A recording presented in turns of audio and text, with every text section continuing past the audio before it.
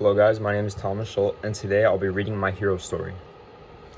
In the sprawling, sun-drenched lands of Gilnaris, a kingdom known as much for its ancient glory as for its rotting corruption, there lived a young boy named Leo. Leo was not born into the opulence that lined the castle halls, nor into the high towers of the lords and ladies. No, Leo's life began humbly in a battered farmhouse on the edge of the kingdom, where the windows howled louder than any festival trumpet and the soil cracked and crumbled beneath calloused hands. His parents, simple peasants, worked tirelessly from dawn until the stars blinked awake in the night sky.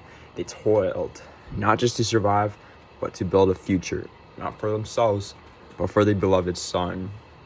Every spare coin, every seed saved from their harvest, every extra hour of labor in the fields was for one dream, that Leo might rise above their lot in life and find a better path. That path was one paved in iron and honor, the path of a knight. In Gilnaris, knights were supposed to embody the highest virtues of loyalty, bravery, and strength. Yet even the knighthood was not untouched by the rot of politics and privilege. Most who donned the king's colors came from noble bloodlines, trained in swordplay before they could even read. For a poor farm boy like Leo, the odds were stacked furiously against him. Yet Leo was undeterred. Through sheer grit and heart steeled by years of hardship, he secured a place at the Knights Academy, a grueling school where the sons of lords honed their skills and their ambitions. It was not an easy place for a peasant boy. Leo faced mockery, isolation, and relentless pressure.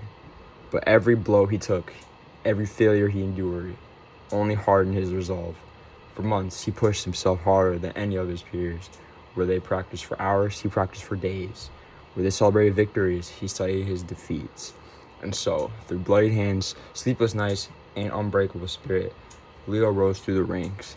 Eventually, the long-awaited day came. Leo stood before the king of Gilnaris, a man draped in velvet and crowned in gold. He was knighted Sir Leo of the King's Guard. It was a title that many would have killed for. But for Leo, it was not the title that mattered. It was the promise he made himself on that very day that he would serve not just the crown, but the people who toiled at his parents. He would be a different kind of knight. The day that followed, anything but peaceful. Gilnaris was a kingdom constantly on the brink of plague by internal conflict, threatened by raiders from the north, and gnawed from within by greedy nobles and whispered betrayals. Leo found himself thrust into brutal reality of endless skirmishes and sieges. The battlefield became his second home. He fought valiantly, side by side with men whose bloodlines were centuries older than his farm, proving time again and again it was courage, not birth, that made a true knight. Yet wars leave no souls untouched. One fateful evening, during a siege on the eastern borders, Leo was struck not by sword or spear, but by hail of rocks launched by enemy catapults. The rocks shattered bone and pride alike. He survived, but not without cost. The injuries crippled him, and the shame of being taken down in such an ignoble fashion, by rocks no less, haunted him even more than the pain. In a kingdom where strength was worshipped, weakness was mocked, Leo feared he would be forgotten.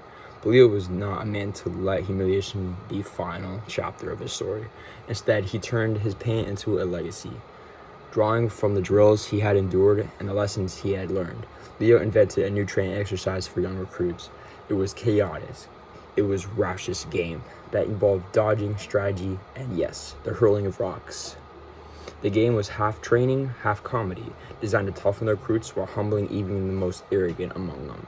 The recruits loved it. The game was named, fittingly, Medieval Mayhem, a brutal, hilarious free-for-all that tested reflexes, wit, and humility in equal measure.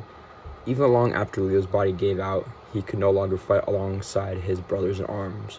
His game thrived. New generations of knights played Medieval Mayhem, laughing, bonding, and learning through the very tool Leo had created from his own suffering. Leo lived out the rest of his days, not on the battlefield, but as a trainer, a mentor, and a legend. When he passed away, an old man far removed from the brash youth who had once dreamed of sword and shield. The kingdom mourned him, not for his titles, but for his spirits. Sadly, Leo passed away. And today, in Gilnaris, as young recruits hurl stones and dodge through the courts of the barracks, they do not curse their bruises. They laugh, they remember, they honor the peasant boy who refused to be broken, the knight who turned pain into purpose. They honor Sir Leo and the legacy of medieval mayhem.